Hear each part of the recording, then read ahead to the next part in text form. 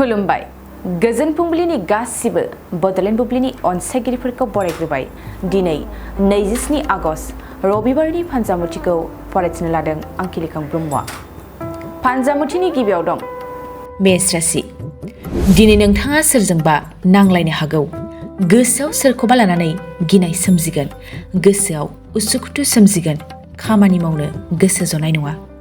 वृष राशि। खामानि मावनाय दांनायाव नोंथांनि गोसोआ लोरबां लागोन। मावनो दांनो गोसो जनाय नङा। साननाय हनायफ्रा बांद्राय जागोन। नोंथाङा दिनै सांग्रां जानाया मोजां। मिथुन राशि। दिनै नोंथाङा बेफार फालांगियाव मुलाम्फा जागोन। साननाय हनायफ्रा गासैबो जाफुंगोन। गोसोनि लुबैनायफोरखौ मोनफुंनो हागोन। कर्कट राशि। नोंथाङा दिनै सोरखौबा गोदान लोगो मोनगोन। दिनै नोंथांजों लोगोआ बांगोन। लोगोफोरनि फारसे अननाया बांगोन। सिंह राशि। दिनै नोंथांनि साना मोजां जानाय नङा। न'खराव दावराव दावसि जानो हागौ। न'खरनि दावराव दावसिजों नोंथाङा दिनै सोरखौबा खोमाना लानो हागौ। कन्या राशि। नोंथाङा दिनै खैफोदजों मोगा मोगि जानो हागौ। दावबायनायाव गारिजों सौग्रावनो हागौ।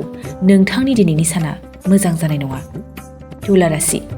खामानि मावनायाव गोसो होनानै खामानिफोरखौ मावगोन। बयजोंबो अनसायजागोन। नोंथाङा दिनै गुबुननिफ्राय मान सनमान मोनगोन। वृश्चिक राशि। बेफार फालांगियाव दिनै नोंथाङा खहा जागोन। साननाय हनायफ्रा मोनसेबो जाफुंनाय नङा। नोंथाङा दिनै धोन सम्पति रां रुफा खहा जागोन। धनु राशि। दिनै नोंथांनि साना जोबोर मोजां। आनजाद होदोंब्ला आनजादनि फिथाइखौ नोंथाङा मोजां मोनगोन। खामानिफ्राव जौगानो हागोन। मकर राशि। दिनै नोंथांनि देहायाव सानाय सुनाय सोमजिगोन। बेमार आजारजों भुगिनो गोनां जागोन। नोंथाङा दिनै सांग्रां थानाया साबसिन। कुम्भ राशि। गोसोआव दुखु दाहाजों सहायनो गोनां जागोन। साननाय हनायफ्रा जाफुंनाय नङा। मावनो लानाय खामानिफ्रा गासैबो फेलें जागोन। दिनै नोंथांनि दिना मोजां जानाय नङा। मीन राशि। न'खराव गोजोन खुसि फैगोन। साननाय हनायफोरखौ जाफुंसारहोनो हागोन। न'खरनि गोजोन खुसिखौ नुनानै नोंथांनि गोसोआबो खुसिजों बुंफबगोन। दिनै सानसेनि राशि फरायथिनायाबो एसेनोसै। आसा खालामो नोंथांनि दिनैनि साना मोजाङै मोजां थांगोन।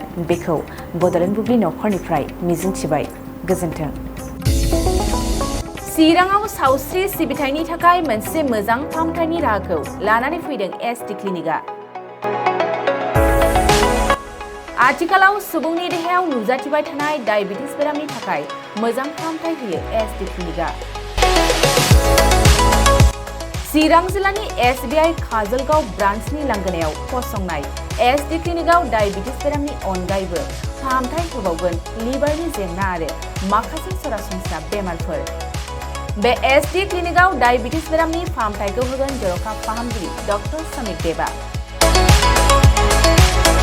नोंथांमोना फुं आरो मोनाबिलि समावबो बे क्लिनिकआव फाहामथाय लानो हागोन। डक्टर, लेबरेटरि, मुलि, इसिजि सिबिथायनि खाबुफोरखौ बे एसडि क्लिनिकआव मोनजोबगोन। जुदि एसडि क्लिनिकआव रायजो राजाफ्रा गाव गावनि देहायारि जेंनाखौ फाहामथाय लानोबा नैबे मबाइल नम्बर 7002293924 एबा 9954687236 आव थोंजों मुं थिसननो हागोन।